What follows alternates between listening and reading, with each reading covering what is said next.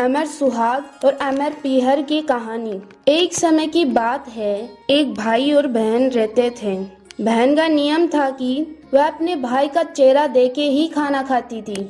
हर रोज वह सुबह उठती थी, जल्दी जल्दी सारा काम करके अपने भाई का मुंह देखने के लिए उसके घर जाती थी। एक दिन रास्ते में एक पीपल के नीचे गणेश जी की मूर्ति रखी थी। उसने भगवान के सामने हाथ जोड़कर कहा कि मेरे जैसा अमर सुहाग और अमर पीहर सबको दीजिए। यह कहकर वह आगे बढ़ गई। जंगल के झाड़ियों के कांटे उसके पैर में चुभ गए।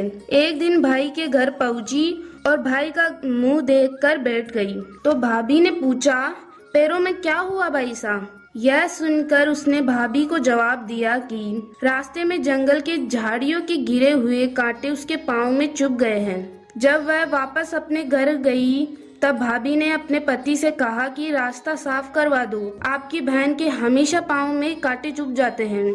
भाई ने तब कुल्हाड़ी लेकर सारी झाड़ियों को काटकर रास्ता साफ कर दिया, जिससे गणेश जी का स्थान भी वहां से हट गया।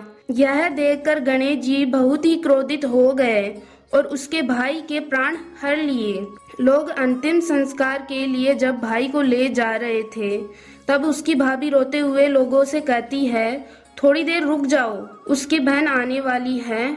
वह अपने भाई का मुंह देखे बिना नहीं रह सकती है, उसका ये नियम है। तब लोगों ने कहा, आज तो देख लेगी, पर कल कैसे देखेगी? रोज दिन की तरह बहन अपने भाई का मुंह देखने के लिए जंगल से निकली।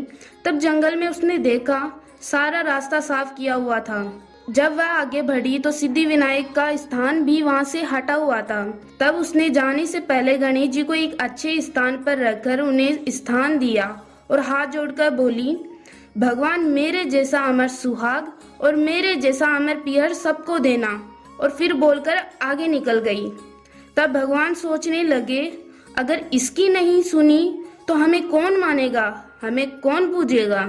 तब सिद्धिविनायक ने उसे आवाज दी, बेटी इस खेजड़ी की 7 पत्तियां लेकर जा, उसे कच्चे दूध में घोलकर भाई के ऊपर छींटा मार देना, वह उठकर बैठ जाएगा।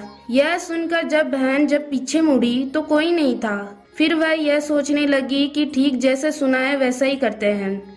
फिर वह 7 खेजड़ी की पत्तियां लेकर अपने भाई के घर पहुंची। उसने देखा वहां कई लोग बैठे हुए हैं।